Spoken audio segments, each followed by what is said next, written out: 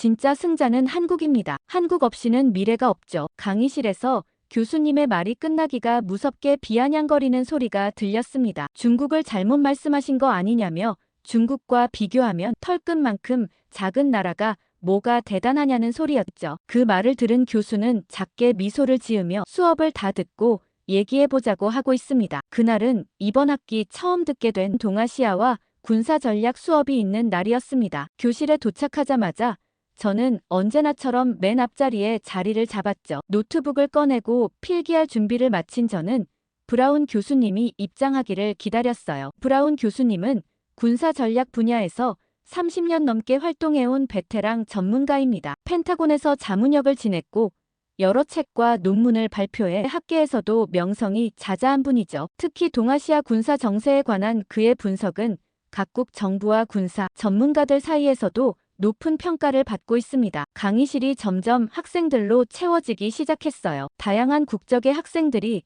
하나둘 자리를 잡았고 뒤쪽에서는 중국 유학생들이 모여 앉아 작은 소리로 대화를 나누는 모습이 보였습니다. 그 중에서도 리우 정펑과 웨이린 자오가 눈에 띄었죠. 둘 다 베이징 출신으로 중국 공산당 고위 간부 가정에서 자랐다는 소문이 있었어요. 항상 함께 다니며 수업 시간에도 가장 적극적으로 자신들의 견해를 피력하는 학생들이었습니다. 정확히 수업 시간이 되자 브라운 교수님이 강의실에 들어섰어요. 교수님은 조용히 강단에 서서 학생들을 둘러보았고 미소를 지으며 강의를 시작하셨어요. 이번 파키스탄과 인도 전쟁에서 진짜 승자는 누구라고 생각하냐고 물었죠. 그러자 학생들은 아직 모르겠다는 듯한 표정을 지었어요. 이에 교수님은 진짜 승자는 한국이라고 말하시며 한국의 군사적 위상과 방산업의 급성장에 대해 살펴본다고 하셨습니다. 그 말이 끝나자마자 강의실 뒤편에서 낮은 웃음소리가 들렸어요. 소리가 난 방향을 돌아보자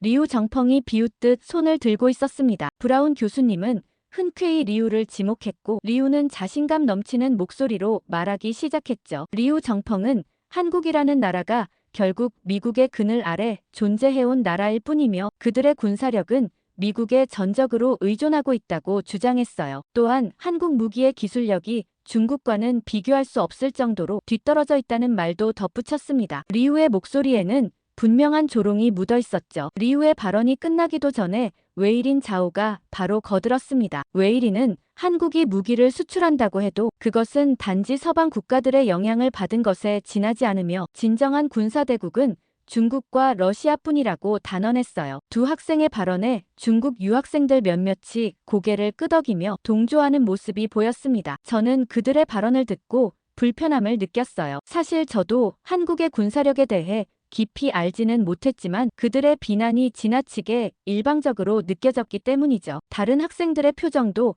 저와 비슷해 보였습니다. 대부분 무관심하거나 약간 당혹스러운 표정이었어요. 하지만 브라운 교수님의 반응은 달랐습니다. 교수님은 오히려 미소를 지으며 고개를 끄덕였어요. 그런 도발적인 의견이 나올수록 교수님의 표정은 더 평온해졌습니다. 저는 그 미소의 의미를 알고 있었어요. 오늘 수업이 매우 흥미로울 것이라는 신호였죠. 강의실 스크린에 첫 슬라이드가 나타났습니다. 21세기 방산업의 새로운 강자, 한국이라는 제목이 화면에 떠올랐어요. 그 뒤로는 세계 지도가 보였고 특이하게도 한국이 붉은색으로 강조되어 있었습니다. 브라운 교수님은 천천히 강단을 걸으며 학생들의 반응을 살폈어요. 리우와 웨이린의 얼굴에는 여전히 조롱이 가득했지만 다른 학생들의 표정은 점차 호기심으로 변해가고 있었죠. 교수님은 이제 본격적으로 수업을 시작했습니다. 오늘 우리는 전통적인 군사 강국과는 다른 새로운 형태의 군사력을 가진 국가에 대해 이야기할 것입니다. 그리고 그 예시로 한국을 들겠습니다. 슬라이드가 넘어가자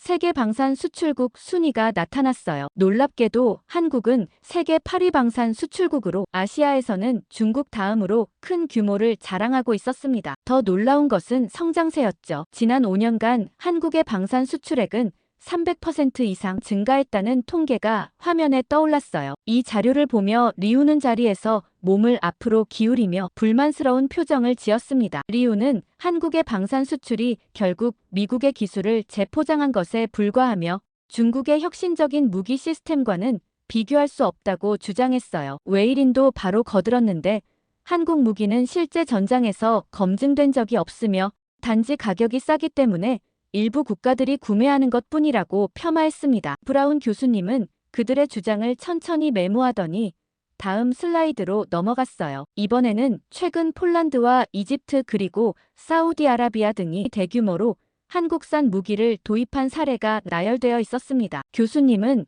이 국가들이 단순히 가격 때문만이 아니라 무기의 성능과 신뢰성 때문에 한국을 선택했다고 설명했죠. 특히 폴란드가 K9 자주포와 FA-50 전투기를 대량으로 구매한 것은 러시아와의 국경 지역 방어를 위한 전략적 선택이었다는 점을 강조했어요. 폴란드는 러시아의 위협에 직면해 가장 신뢰할 수 있는 무기 체계를 찾았고 그 결과 한국산 무기를 선택했다는 분석이었습니다. 저는 이 내용이 무척 흥미로웠어요. 사실 저도 한국이 이렇게 발전된 방산 기술을 보유하고 있다는 사실을 몰랐거든요. 제가 알던 한국은 주로 삼성과 현대 같은 민간 기업들로 유명한 나라였고 K-팝이나 한국 드라마 같은 문화 콘텐츠로 세계적 인지도를 쌓아온 나라였습니다. 하지만 군사기술 분야에서도 이렇게 강한 경쟁력을 갖추고 있다니 놀라웠죠. 교수님은 이어서 한국이 어떻게 자신의 약점을 강점으로 바꿨는지 설명했어요. 한반도의 지정학적 특성상 강대국들 사이에 끼인 한국은 생존을 위해 자체 방위력 강화가 필수적이었고 이것이 오히려 독자적인 방산 기술 발전의 원동력이 되었다는 분석이었습니다. 리우와 웨이리는 여전히 회의적인 표정이었어요. 특히 리우는 한국의 성과를 계속해서 폄하하려 했습니다. 리우는 한국이 자체 개발했다는 무기들이 사실은 미국이나 다른 서방 국가들의 기술을 그대로 베낀 것에 불과하다고 주장했어요. 웨이리는 거기에 더해 중국의 최신 무기 시스템이 한국산보다 훨씬 뛰어나며 단지 서방 국가들의 견제 때문에 수출이 제한되고 있을 뿐이라고 덧붙였습니다. 브라운 교수님은 그들의 의견을 경청하더니 흥미로운 반문을 던졌어요. 교수님은 만약 한국이 단순히 기존 기술을 모방한 것뿐이라면 왜 같은 조건에서 다른 나라들은 비슷한 성과를 내지 못했는지 물었습니다. 이 질문에 교실은 잠시 고요해졌어요. 저는 이 질문에 깊은 생각이 들었습니다. 정말 궁금했어요. 한국이 다른 나라들과 달리 독자적인 방산 기술을 발전시킬 수 있었던 비결이 뭔지 쉽게 떠올리지 못했죠. 그러자 교수님은 이어서 한국의 방산업이 어떻게 글로벌 시장에서 경쟁력을 갖추게 되었는지 설명했어요. 처음에는 미국과 유럽의 기술을 도입했지만 곧 자체 연구개발에 막대한 투자를 하며 독자적인 기술을 확보했다는 내용이었습니다. 특히 한국은 자국의 특수한 안보 환경에 맞춘 무기 체계를 개발하는 데 주력했고 이것이 오히려 다른 나라들에게도 매력적인 요소가 되었다는 분석이었죠. 교수님은 화면에 K9 자주포의 성능 데이터를 보여주었어요. 사거리와 기동성 그리고 내구성 등 여러 측면에서 러시아나 미국의 유사 무기 시스템과 비교해도 뒤지지 않는 성능을 보여주고 있었습니다. 더 중요한 것은 가격 대비 성능이었죠. 한국산 무기는 비슷한 성능의 서방 무기보다 40% 가까이 저렴하면서도 품질은 뒤지지 않았어요. 저는 이 데이터를 보며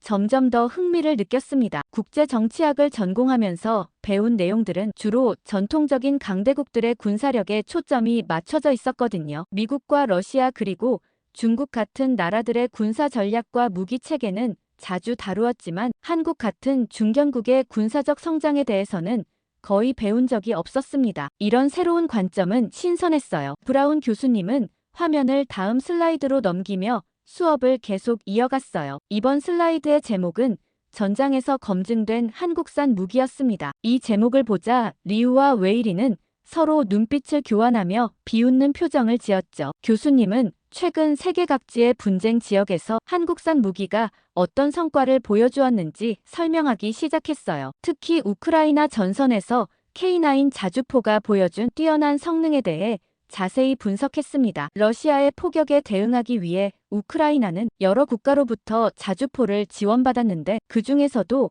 한국산 K9이 가장 안정적인 성능을 보여주었다는 평가였죠. 심지어 나토 국가들도 이 성능을 인정하고 있으며 폴란드뿐만 아니라 노르웨이와 핀란드 그리고 에스토니아 등 여러 나토 회원국들이 K9 자주포를 도입했다는 내용이었습니다. 리우는 참지 못하고 또다시 발언을 시작했어요. 리우는 우크라이나에서의 성과는 단지 러시아군의 방심 때문이었을 뿐이며 한국 무기가 중국의 최신 무기 시스템과 직접 맞붙었다면 결과는 완전히 달랐을 것이라고 주장했습니다. 웨이린도 거들며 한국산 무기는 단지 복잡한 정치적 이유로 우크라이나에 공급된 것이지 그 성능이 뛰어나서가 아니라고 폄하했어요. 브라운 교수님은 그들의 주장을 들으며 다음 질문을 던졌어요. 그렇다면 왜 전통적으로 러시아산 무기를 사용하던 폴란드와 사우디가 한국산 무기를 채택한 이유는 무엇일까요? 단순히 가격이 저렴하기 때문만이 아니라 실제 전장에서 입증된 성능 때문이라는 점을 교수님은 강조했습니다. 교수님은 또 다른 사례로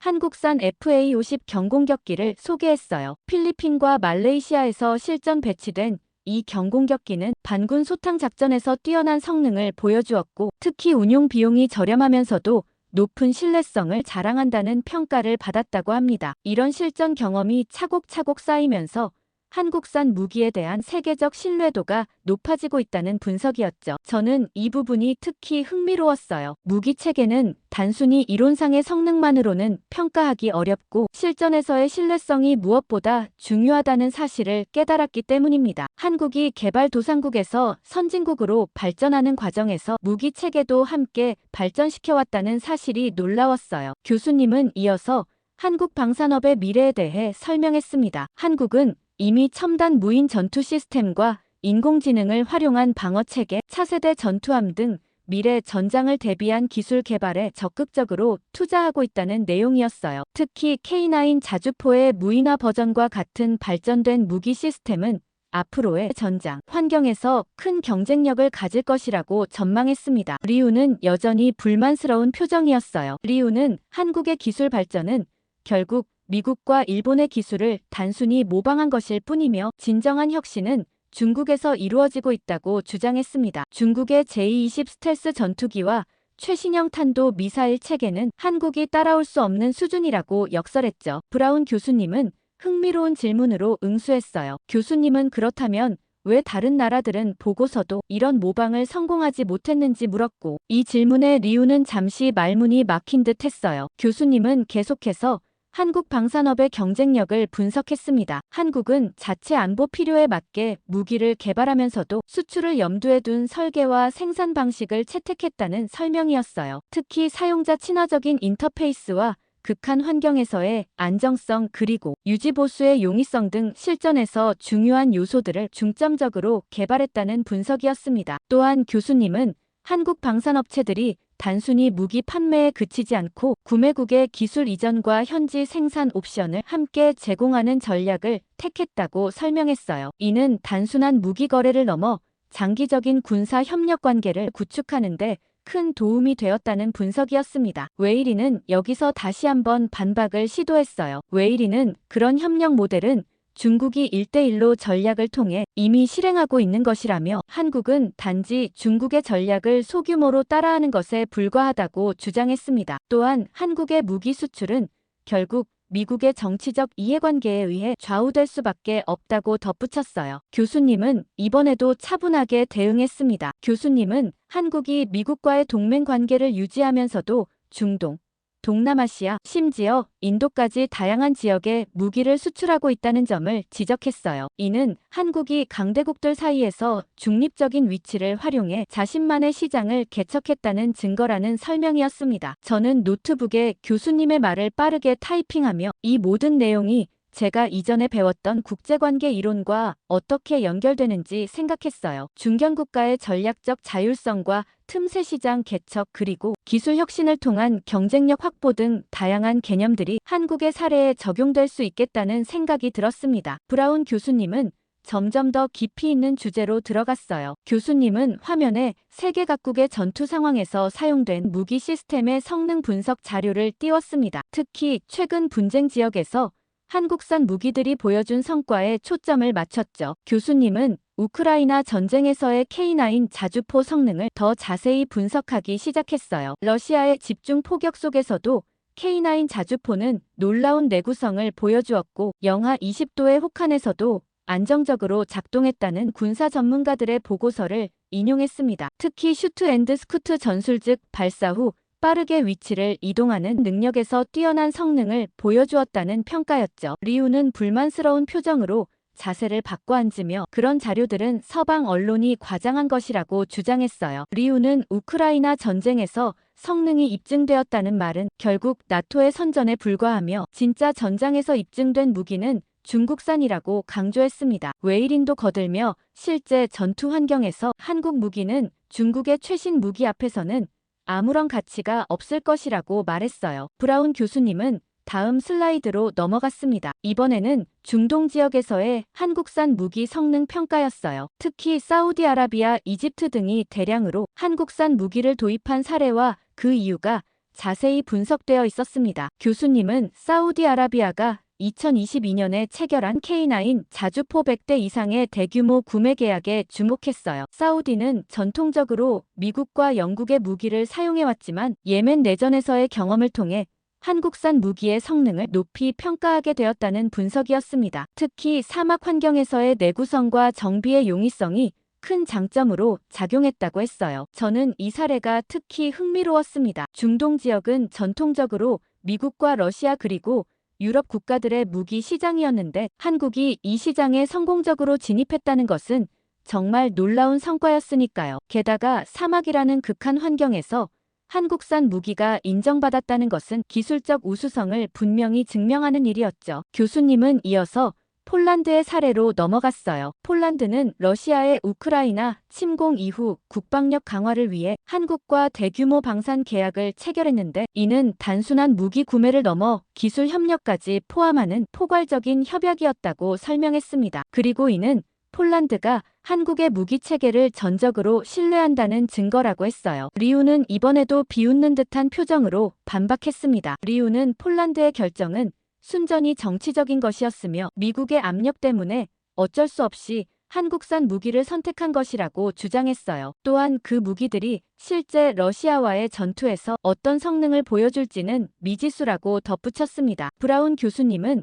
리우의 주장에 대해 흥미로운 질문을 던졌어요. 교수님은 만약 정치적 이유만으로 무기를 선택한다면 폴란드는 왜 더 강력한 미국산 무기를 직접 구매하지 않고 한국산을 선택했는지 물었습니다. 이 질문에 리우는 확실한 답변을 하지 못했어요. 교수님은 한국산 무기의 가장 큰 강점 중 하나는 가격 대비 성능비라고 했어요. 서방 국가들의 최첨단 무기는 너무 비싸고 복잡해서 많은 국가들이 실질적으로 운용하기 어려운 반면 한국산 무기는 합리적인 가격에 충분한 성능을 제공한다는 것이 중요한 경쟁력이라고 설명했습니다. 또 다른 강점은 적응성이었어요.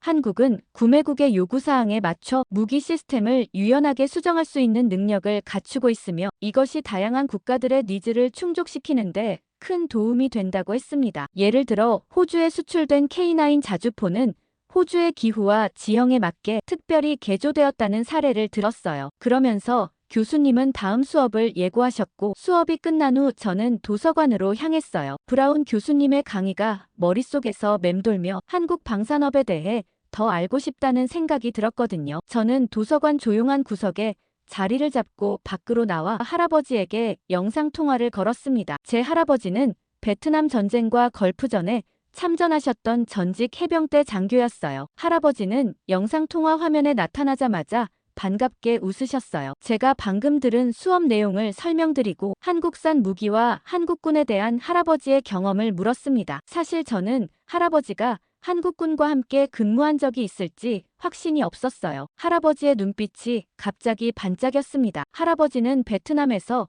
한국군과 함께 작전을 수행했던 1968년 여름의 일을 천천히 떠올리기 시작했어요. 당시 할아버지의 해병 부대는 한국의 맹호 부대와 함께 퀴논 지역에서 합동 정글 작전을 펼쳤다고 했습니다. 할아버지는 그때의 상황을 생생하게 묘사해 주셨어요. 베트남의 무더운 장마철이었고 정글은 끈적한 열기와 습기로 가득했습니다. 미군 부대는 보통 이런 환경에서 48시간 이상 지속적인 작전을 펼치는 것을 꺼려했다고 해요. 체력적 한계와 정글에서의 질병 위험 때문이었죠. 하지만 한국의 맹호 부대는 달랐습니다. 그들은 5일 동안 쉬지 않고 정글 깊숙이 들어가 베트콩의 거점을 찾아 나섰어요. 할아버지는 한국군 소대와 함께 움직이며 그들의 놀라운 행군 능력을 직접 목격했다고 합니다. 미군 병사들이 땀에 흠뻑 젖어 탈진 상태에 이를 때도 한국 병사들은 묵묵히 앞으로 나아갔다는 거였죠. 할아버지는 특히 잊을 수 없는 하루가 있다며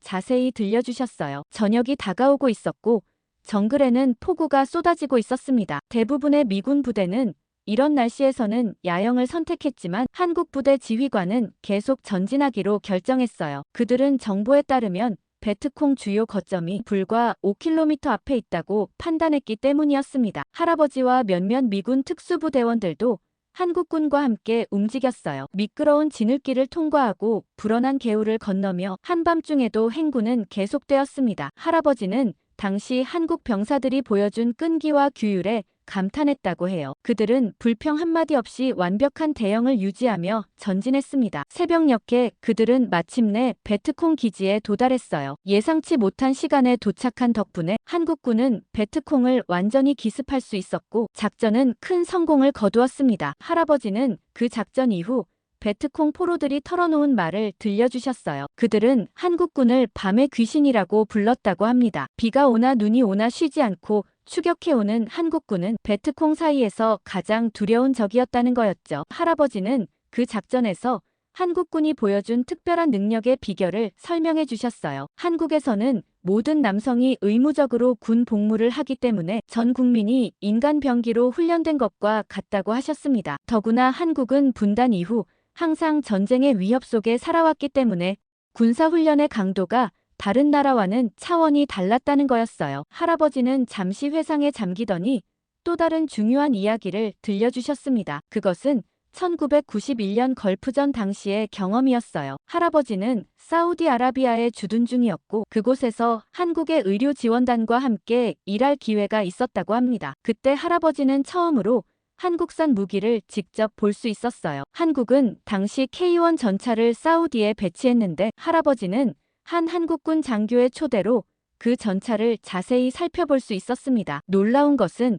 극한의 사막 환경에서도 그 전차가 완벽하게 작동했다는 점이었어요. 할아버지는 당시 K1 전차를 다루던 한국 병사들의 모습을 생생하게 묘사해 주셨습니다. 50도가 넘는 무더위 속에서도 그들은 하루에 2번씩 전차의 모든 부품을 점검하고 정비했어요. 모래 폭풍이 지나간 후에는 밤을 새워가며 엔진과 포신의 모래를 제거했고 심지어 사소한 흠집 하나 발견하면 즉시 보수했다고 합니다. 할아버지는 한 한국군 중위와 나눈 대화를 기억하셨어요. 그 중위는 한국산 무기는 우리의 생명이자 자존심이라고 했대요. 그렇기 때문에 항상 최고의 상태로 유지되도록 할 책임감을 느낀다고 했다고 하더라고요. 할아버지는 그 말이 한국군과 한국 방산업의 핵심을 보여준다고 생각하셨어요. 그들에게 무기는 단순한 장비가 아니라 국가의 자존심이자 생존을 위한 필수품이었습니다. 그렇기 때문에 한국산 무기는 철저한 현장 검증을 거치고 실전에서의 신뢰성을 최우선으로 설계되었다는 것이었죠. 할아버지의 이야기를 들으며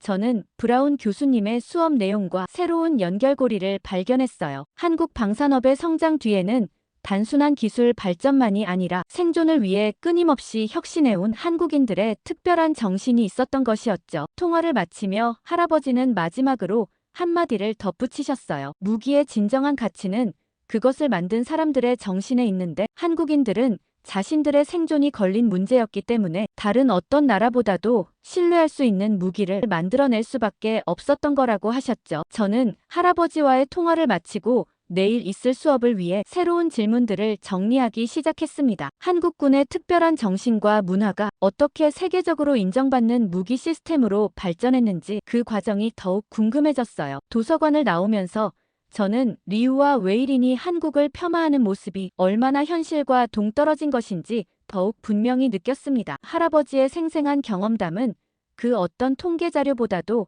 강력한 증거였으니까요. 다음 날 수업이 시작되기 전 저는 일찍 강의실에 도착했어요. 할아버지와의 대화를 통해 얻은 새로운 시각으로 오늘의 수업이 더욱 기대되었습니다. 강의실에 들어서자 리우와 웨이린이 이미 뒷자리에 앉아 작은 목소리로 대화를 나누고 있었어요. 저는 그들의 얼굴을 보며 어제 할아버지가 들려주신 이야기가 떠올랐고 그들이 한국에 대해 얼마나 무지한지 새삼 느껴졌습니다. 브라운 교수님이 강의실에 들어오시자 학생들의 웅성거림이 잦아들었어요. 오늘의 주제는 리우의 반격과 웨이린의 논리라고 적힌 슬라이드가 스크린에 나타났습니다. 교수님은 미소를 지으며 지난 시간에 나왔던 중국 학생들의 의견을 다시 한번 정리하고 오늘은 그 주장들을 더 깊이 분석해보겠다고 말씀하셨어요. 리우는 자신의 이름이 슬라이드에 등장하자 기분 좋은 듯 자세를 바로 했습니다. 리우는 자신있게 손을 들고 지난 시간의 주장을 다시 한번 강조했어요. 한국이 만든 무기는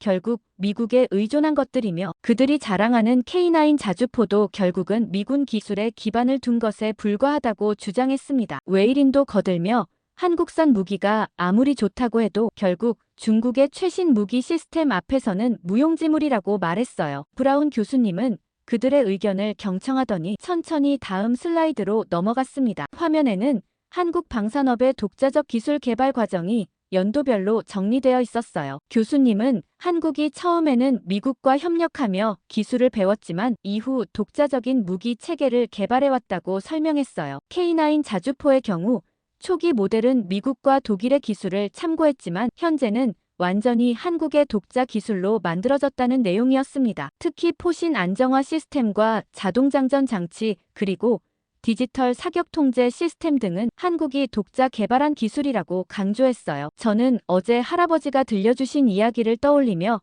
손을 들었습니다. 저는 한국의 무기 개발이 단순한 기술적 모방이 아니라 실전 경험과 철저한 현장 검증을 바탕으로 이루어졌다는 점을 말했어요. 또한 할아버지에게서 들은 한국군의 특별한 근성과 정신이 그들의 무기 개발 철학에도 반영되었을 것이라고 덧붙였습니다. 교수님은 제 의견에 고개를 끄덕이며 동의했어요. 교수님은 한국이 단순히 외국의 기술을 모방하는 것이 아니라 그 위에 자신만의 군사적 전략과 기술을 구축해온 나라라고 강조했습니다. 특히 한국은 북한과의 긴장 관계 속에서 항상 실전을 염두에 둔 무기 개발을 해왔고 이것이 현재 세계 시장에서 인정받는 이유라고 설명했어요. 리우는 제 발언에 불쾌한 표정을 지었습니다. 리우는 한국이 아무리 노력해도 결국 중국의 압도적인 군사력과 기술력을 따라갈 수 없다고 주장했어요. 중국은 자체 스텔스 전투기와 항공모함 그리고 극초음속 미사일까지 개발하고 있는데 한국은 고작 자주포나 경공격기에 자랑스러워하고 있다며 비웃었습니다. 브라운 교수님은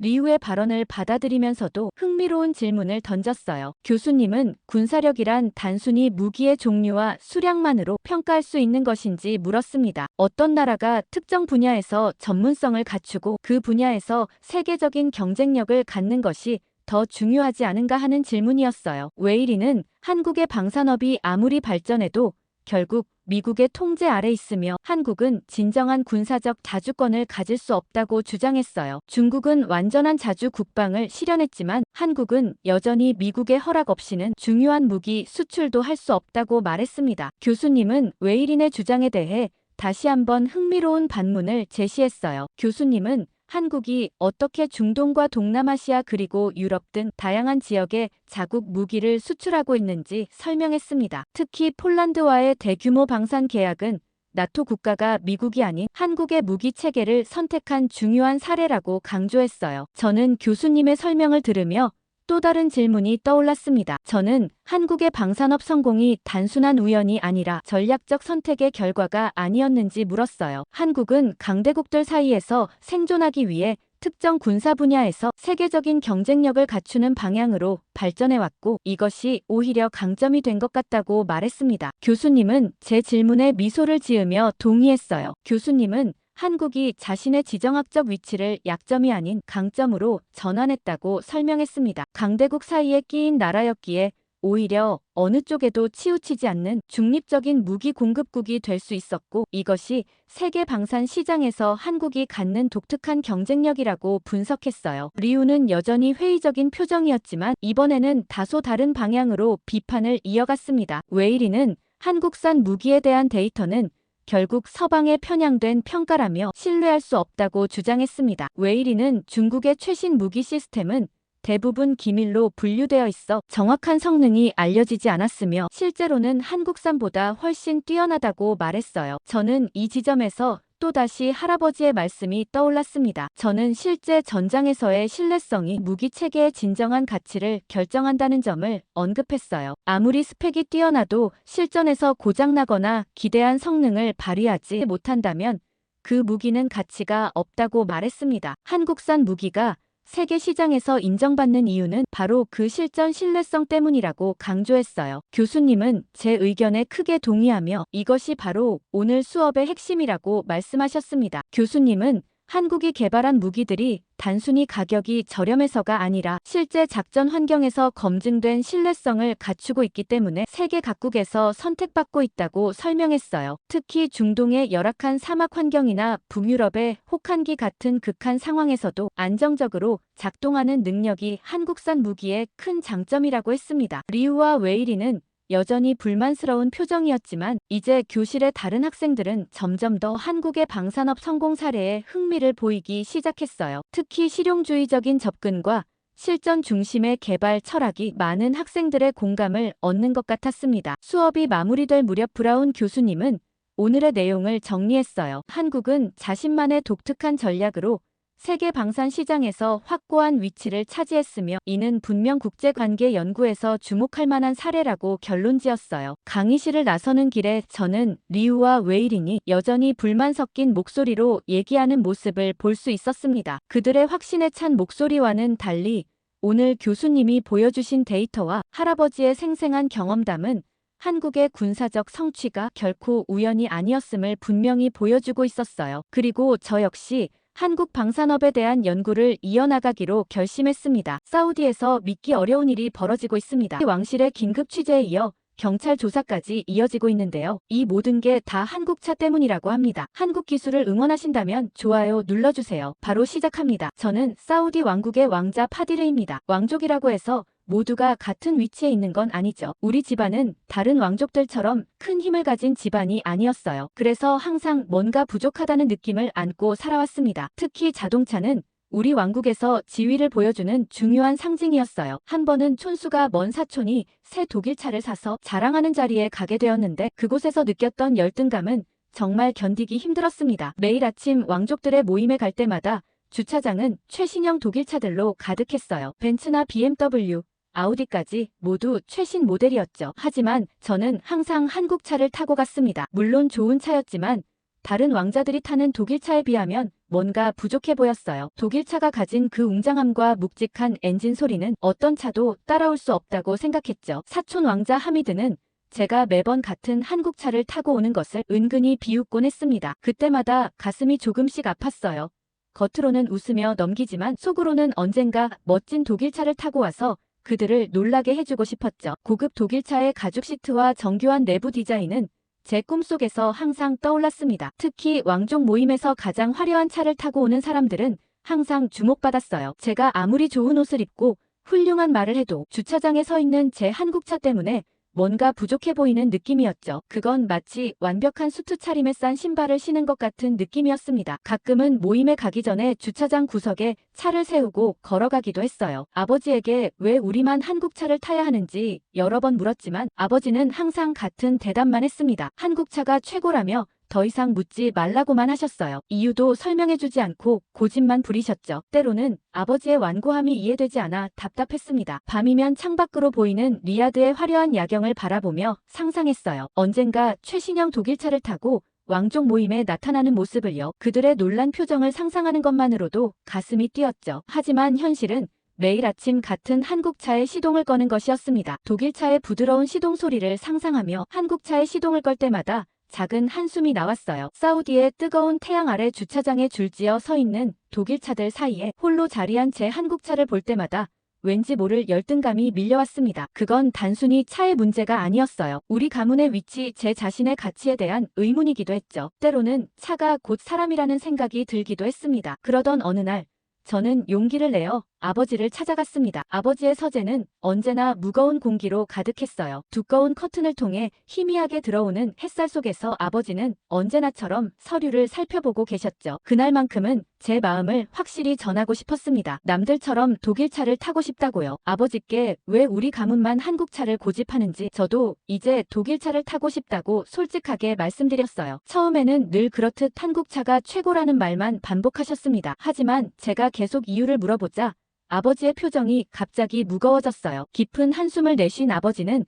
처음으로 진실을 말씀해 주시기 시작했습니다. 아버지의 이야기는 제가 태어나기 전으로 거슬러 올라갔어요. 아버지는 한때 큰 욕심을 품고 있던 사람이었습니다. 중국의 한 대기업과 거대한 계약을 체결하면 엄청난 부와 명예를 얻을 수 있다는 제안을 받았죠. 그 유혹에 빠져 신중함을 잃고 사업을 시작했다고 합니다. 아버지의 목소리에서 후회가 묻어났어요. 중국 기업의 제안을 무비판적으로 수락했고 결국 그것이 대규모 사기 행각이었다는 걸 뒤늦게 깨달았다고 했습니다. 아버지는 그때 마신 차의 쓴맛이 아직도 혀끝에 남아있다며 씁쓸하게 웃으셨어요. 국가적 사기를 당했다는 아버지의 말에 저는 충격을 받았습니다. 지금까지 가족들에게도 말하지 않았던 일이라며 아버지는 목소리를 낮추셨어요. 그 사건으로 왕국의 경제가 큰 타격을 입었고 우리 가문이 왕족에서 내쫓기지 않은 것만 해도 다행이었다고 했습니다. 아버지의 눈에서 슬픔과 후회가 읽혔어요. 평소 자신감 넘치던 아버지의 모습은 온데간데 없었죠. 저는 그때의 상황을 구체적으로 알게 되었고 아버지의 무책임한 선택이 얼마나 큰 대가를 치렀는지 깨달았습니다. 우리 가문의 위상이 떨어진 이유,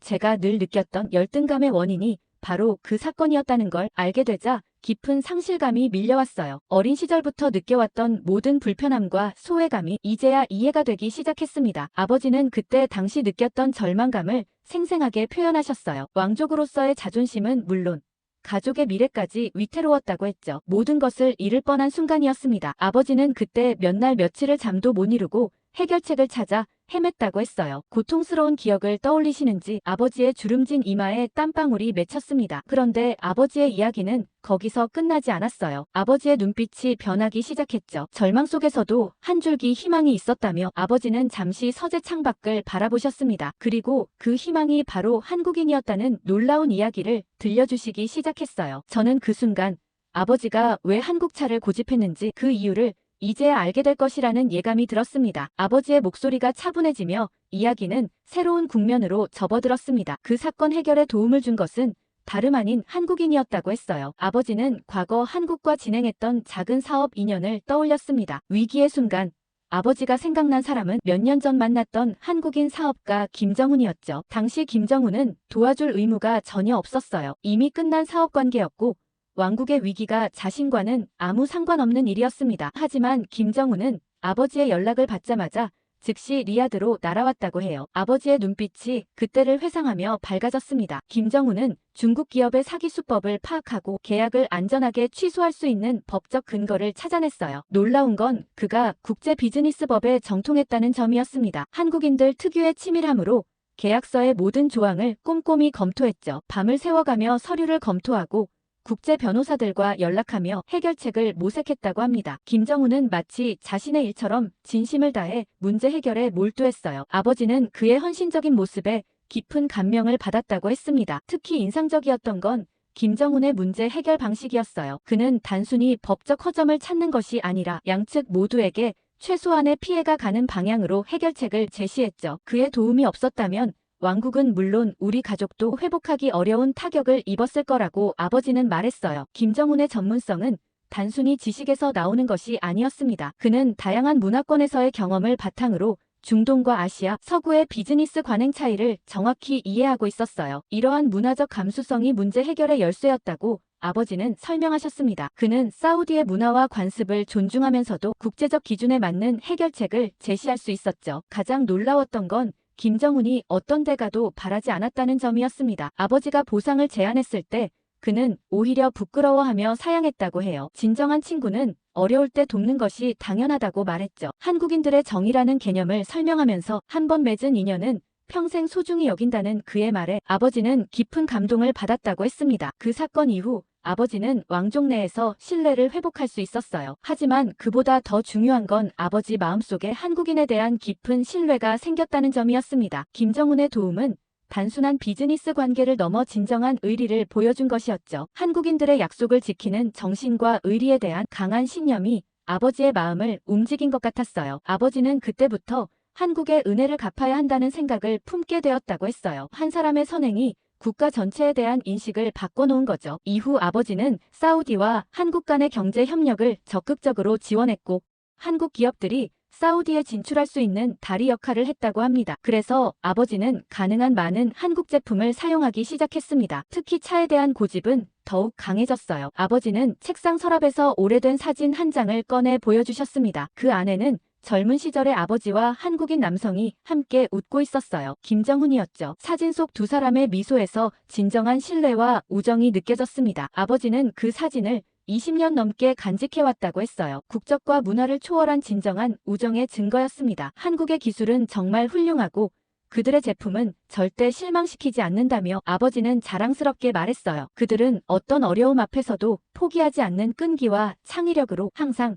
새로운 길을 개척한다고 했습니다. 특히 한국차는 겉으로 보이는 화려함보다 실질적인 성능과 안전성에서 독일차를 능가한다고 했어요. 한국인 엔지니어들의 장인 정신과 혁신에 대한 열정이 그들의 제품에 고스란히 담겨 있다고 아버지는 설명했습니다. 아버지에게 한국차를 선택하는 것은 단순한 소비가 아니라 감사의 표현이자 신뢰의 증명이었어요. 저는 아버지의 이야기를 들으며 지금까지 알지 못했던 진실에 가슴이 뭉클해졌습니다. 제가 열등감을 느끼며 타던 그 한국차가 사실은 아버지의 깊은 감사함과 신뢰의 상징이었다는 걸 이제야 알게 된 거죠. 단순한 고집이 아니라 진심 어린 마음이 담겨 있었어요. 아버지는 마지막으로 제 어깨를 두드리며 말했습니다. 차는 단순한 이동수단이 아니라 가치관의 표현이라고요. 독일차의 화려함과 명성보다 중요한 것은 신뢰와 감사라는 것을 그제서야 저는 아버지가 왜 그토록 한국차를 고집했는지 진정으로 이해할 수 있었어요. 아버지와의 대화 이후 저는 한국차를 바라보는 시선이 조금씩 달라졌습니다. 그래도 마음 한구석에는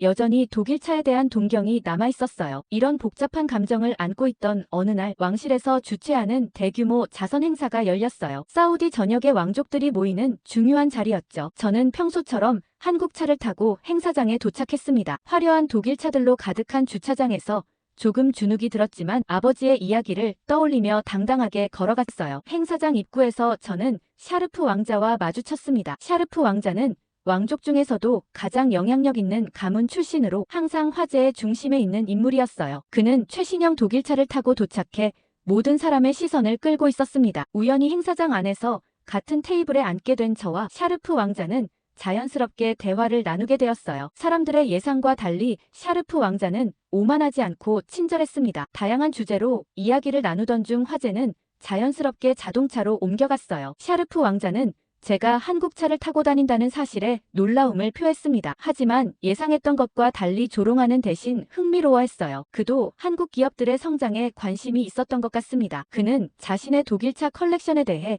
열정적으로 이야기했고 저는 그의 해박한 자동차 지식에 감탄했어요. 대화가 무르익을수록 우리는 의외로 많은 공통점을 발견했습니다. 둘 다 자동차에 대한 관심이 깊었고 최신 기술 트렌드를 좋아했어요. 샤르프 왕자는 제가 생각했던 것보다 훨씬 개방적인 사람이었습니다. 그는 갑자기 흥미로운 제안을 했어요. 다음 날 자신의 독일차로 해안 드라이브를 함께 가자는 것이었죠. 저는 망설임 없이 그 제안을 받아들였습니다. 평소 타보고 싶었던 독일차를 경험할 수 있는 기회였으니까요. 게다가 샤르프 왕자와의 친분은 왕족 사회에서 저희 가문의 위상을 높이는 데도 도움이 될 것이라 생각했어요. 행사가 끝나고 집으로 돌아오는 길 저는 설렘을 감출 수 없었습니다. 내일의 드라이브를 상상하며 잠들기 전까지 계속 미소를 지었어요. 그동안 동경해왔던 독일차를 직접 경험할 수 있다는 생각에 가슴이 뛰었습니다. 마치 어린아이가 크리스마스 아침을 기다리는 것처럼 설렜어요. 그날 밤 저는 아버지의 이야기와 내일 있을 샤르프 왕자와의 드라이브 사이에서 미묘한 죄책감을 느꼈습니다. 한편으로는 아버지의 마음을 이해하게 되었지만 다른 한편으로는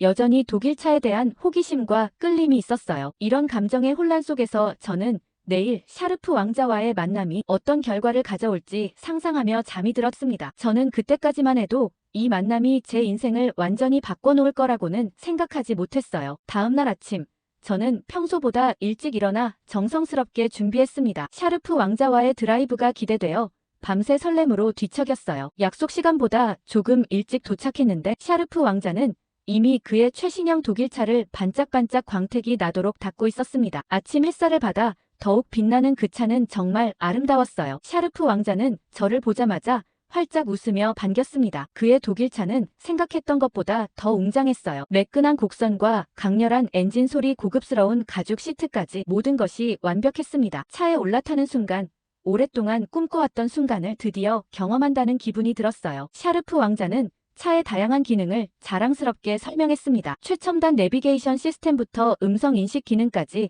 정말 인상적이었어요. 그는 오늘 우리가 사우디의 아름다운 해안선을 따라 드라이브할 것이라고 했습니다. 붉은 해가 지중해를 물들이는 모습을 볼 수 있는 특별한 장소로 데려가겠다고 했어요. 도로에 나서자 차의 부드러운 주행감이 느껴졌습니다. 마치 도로 위를 떠다니는 것 같았어요. 샤르프 왕자는 운전에 능숙했고 차는 그의 손동작에 완벽하게 반응했습니다. 창밖으로 펼쳐지는 풍경은 숨막힐 정도로 아름다웠어요. 끝없이 펼쳐진 사막과 그 너머로 보이는 푸른 바다의 대비가 장관이었습니다. 하지만 드라이브가 계속될수록 제 마음속에 이상한 감정이 피어났어요. 독일차는 분명 멋지고 화려했지만 뭔가 불편함이 느껴졌습니다. 시트는 고급스러웠지만 오래 앉아있기에는 생각보다 편하지 않았고, 내비게이션은 화려했지만 사용하기에는 복잡했어요. 저도 모르게 아버지의 한국차와 비교하게 되었습니다. 아버지의 한국차는 겉으로 보기에는 화려하지 않았지만 실용적인 기능들이 사용자 편의를 고려해 디자인되어 있었어요. 직관적인 버튼 배치와 편안한 승차감, 그리고 실용적인 내부 공간 활용 등이 문득 그리워졌습니다. 이런 생각이 들자 제 자신에게 놀랐어요. 항상 독일차만 동경했는데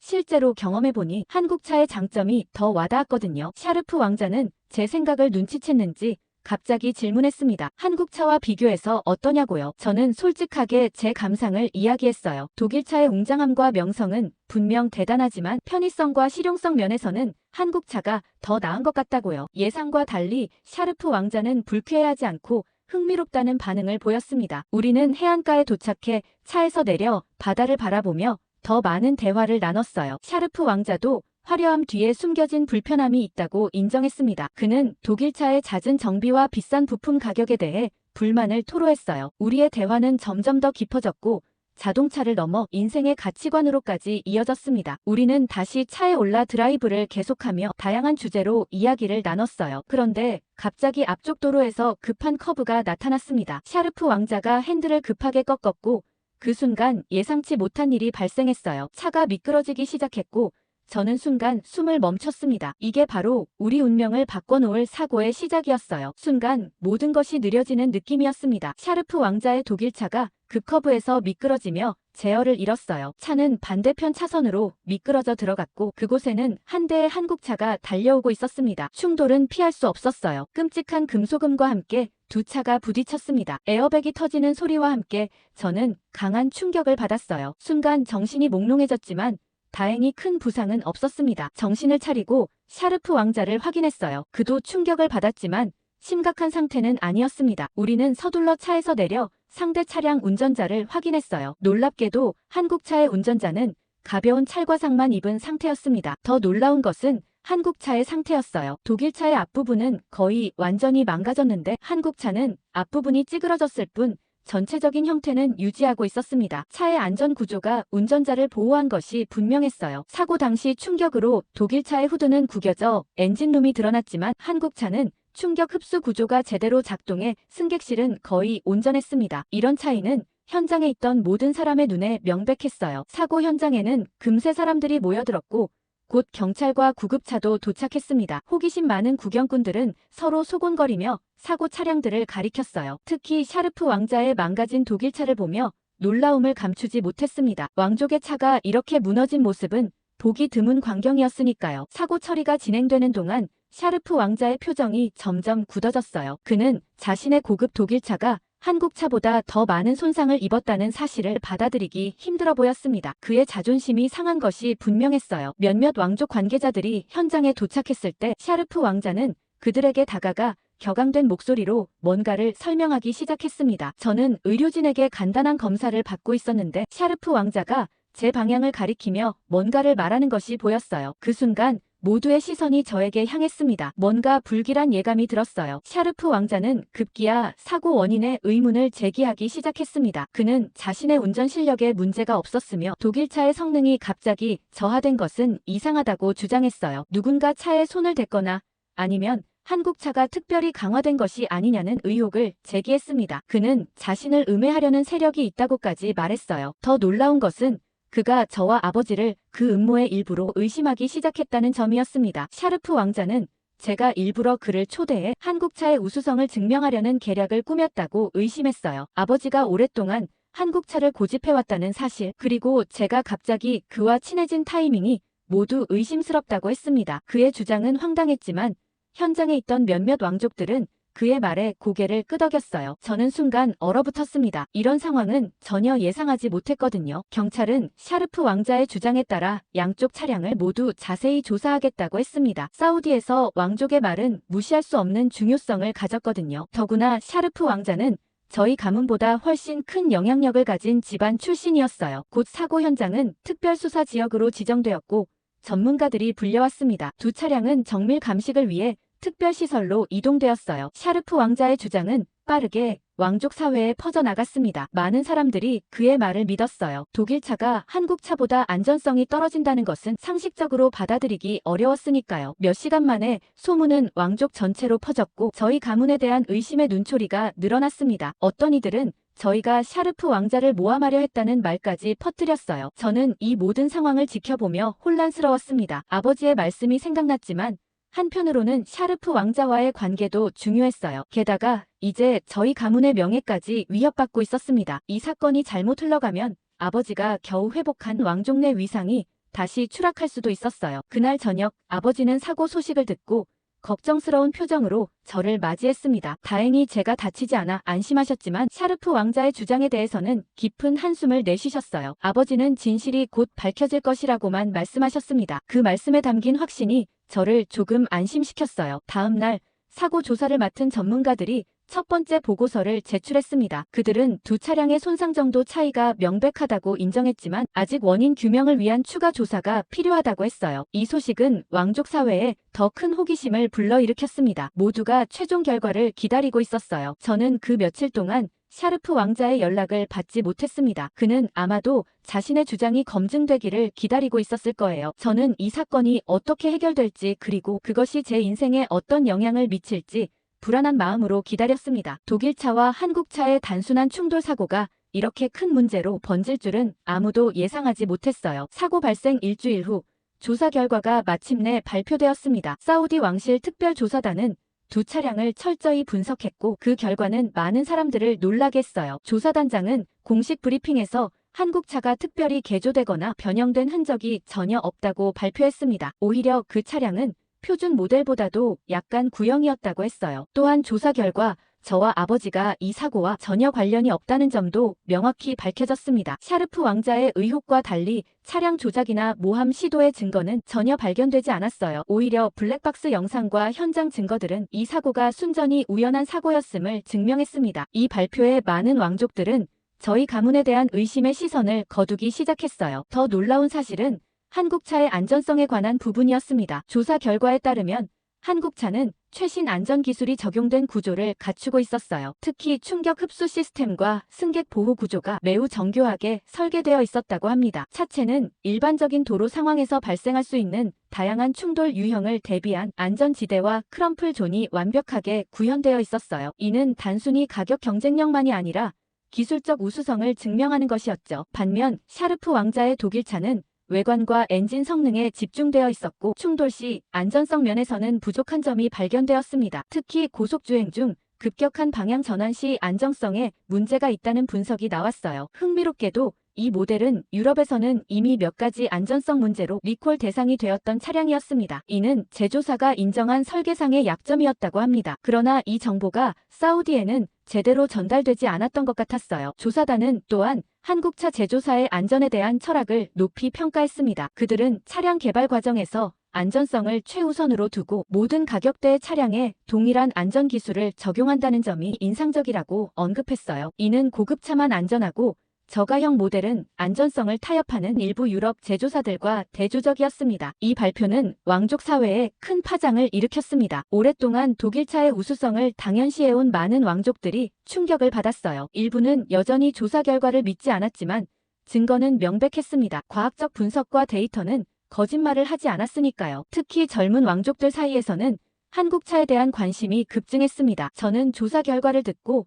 아버지를 찾아갔습니다. 아버지는 이미 그 소식을 들었는지 차분한 표정이었어요. 아버지는 한국 기업들이 오랫동안 안전성과 실용성을 최우선으로 개발해왔다고 설명해 주셨습니다. 겉으로 보이는 화려함보다 실질적인 가치를 중시하는 철학이 그들의 제품에 담겨 있다고 했어요. 샤르프 왕자는 조사 결과 발표 후 며칠간 공식 석상의 모습을 드러내지 않았습니다. 그의 자존심이 크게 상했을 거라고 생각했어요. 하지만 예상과 달리 그는 일주일 후 공식 성명을 통해 자신의 의혹이 잘못되었음을 인정했습니다. 그것은 왕족으로서 보기 드문 겸손한 모습이었어요. 더 놀라운 것은 샤르프 왕자가 저에게 직접 연락을 했다는 점이었습니다. 그는 저녁 식사에 저를 초대했고 그 자리에서 진심 어린 사과를 전했어요. 왕궁의 고급 레스토랑에서 마주한 샤르프 왕자는 이전의 오만한 모습은 온데간데 없이 겸손한 자세로 저를 맞이했습니다. 가문에 큰 신뢰를 범했다며 미안하다는 그의 눈빛에서 진심이 느껴졌어요. 샤르프 왕자는 자신이 얼마나 독일차의 명성에 현혹되어 있었는지 그리고 그것이 얼마나 편협한 시각이었는지를 인정했습니다. 그는 오랫동안 독일차만이 최고라고 믿었던 자신의 편견을 솔직하게 고백했어요. 사고를 통해 그가 많은 것을 깨달았다는 말에서 진정성이 느껴졌어요. 때로는 가장 고통스러운 경험이 우리에게 가장 중요한 교훈을 가르쳐주는 것 같아. 샤르프 왕자의 말에 저도 깊이 공감했습니다. 이 사건을 통해 우리 모두가 성장했다는 생각이 들었어요. 그 자리에서 샤르프 왕자는 흥미로운 제안을 했습니다. 그가 소유한 자동차 딜러십에 한국차 브랜드를 도입하고 싶다는 것이었어요. 왕족이 운영하는 딜러십에 한국차가 들어오는 것은 사우디에서 전례 없는 일이었습니다. 이는 한국차의 위상이 완전히 달라질 수 있는 기회였어요. 샤르프 왕자의 변화는 다른 왕족들에게도 영향을 미쳤습니다. 그가 한국차에 관심을 보이자 다른 왕족들도 호기심을 갖기 시작했어요. 특히 젊은 세대의 왕자들은 개방적인 태도로 한국차를 직접 시승해보기 시작했습니다. 이전에는 상상할 수 없었던 변화였어요. 저는 아버지에게 이 소식을 전했고 아버지는 기쁜 미소를 지으셨습니다. 아버지는 오랫동안 한국 제품의 가치를 알아봤던 자신의 안목이 드디어 인정받는 것 같아 기쁘다고 하셨어요. 특히 샤르프 왕자와 같은 영향력 있는 인물의 변화는 더 큰 의미가 있었습니다. 이 모든 변화의 시작점이 저와 샤르프 왕자의 우연한 사고였다는 사실이 신기했습니다. 때로는 예상치 못한 사건이 우리의 인식을 완전히 바꿔놓기도 하는 것 같았어요. 이제 저는 아버지의 선택이 단순한 고집이 아니라 진정한 가치를 알아본 해안이었음을 깨달았습니다. 사고 이후 몇 개월이 흘렀습니다. 사우디 왕국 내에서 한국차에 대한 인식은 완전히 달라졌어요. 샤르프 왕자가 운영하는 자동차 딜러십의 한국차 브랜드가 입점한 것을 시작으로 여러 왕족들이 한국차에 관심을 보이기 시작했습니다. 처음에는 단순한 호기심이었지만 점차 진정한 인정으로 바뀌어갔어요. 저는 그동안 한국차에 대해 더 깊이 공부했습니다. 이전에는 단순히 아버지의 고집으로 타게 된 차라고만 생각했는데 이제는 그 속에 담긴 기술력과 철학에 진심으로 감탄하게 되었어요. 특히 안전성에 대한 끊임없는 연구와 사용자 중심의 설계 철학이 인상적이었습니다. 더 놀라운 것은 기술적인 혁신이었습니다. 한국 자동차 회사들은 전기차와 수소차 분야에서 세계적인 선두주자로 자리매김하고 있었어요. 이는 단순히 현재의 트렌드를 따라가는 것이 아니라 미래 모빌리티를 주도하는 비전이 있다는 점을 보여주었습니다. 저는 그들의 장기적인 안목에 감명받았어요. 샤르프 왕자는 저와 함께 한국 자동차 기업을 직접 방문하자는 제안을 했습니다. 우리는 2주간의 일정으로 한국을 방문했고 그곳에서 자동차 생산 시설과 연구소를 둘러볼 수 있었어요. 직접 눈으로 보니 더욱 놀라웠습니다. 로봇과 사람이 조화롭게 일하는 생산 라인, 끊임없이 새로운 아이디어를 테스트하는 연구소의 모습은 인상적이었어요. 한국 방문 중에 저희는 김정은을 만날 기회도 있었습니다. 아버지의 오랜 친구였던 그는 이제 은퇴한 사업가였지만 여전히 예리한 통찰력을 가지고 있었어요. 그는 한국 기업의 성공 비결은 겸손함과 끊임없는 자기 혁신이라고 말했습니다. 그 말이 깊이 와닿았어요. 사우디로 돌아온 후 샤르프 왕자는 자신의 영향력을 활용해 왕족 사회에 한국차의 우수성을 적극적으로 알리기 시작했습니다. 그의 노력 덕분에 점점 더 많은 왕족들이 한국차를 선택하게 되었어요. 이제는 주차장에 한국차가 줄지어 서 있는 모습이 더 이상 낯설지 않았습니다. 아버지는 이러한 변화를 조용히 지켜보셨습니다. 그리고 어느 날 저에게 말씀하셨어요. 진정한 가치는 시간이 지나면 반드시 인정받는다고요. 아버지의 말씀처럼 오랫동안 과소평가되었던 한국차는 이제 그 진정한 가치를 인정받고 있었습니다. 그것은 단순한 자동차를 넘어 신뢰와 혁신의 상징이 되었어요. 저 자신도 크게 변화했습니다. 예전에는 남들의 시선과 겉모습에 너무 신경 썼지만 이제는 본질적인 가치를 보는 눈이 생겼어요. 그리고 그 과정에서 아버지의 지혜를 깊이 이해하게 되었습니다. 때로는 대중의 인식과 다른 길을 걷는 것도 용기가 필요하다는 것을요.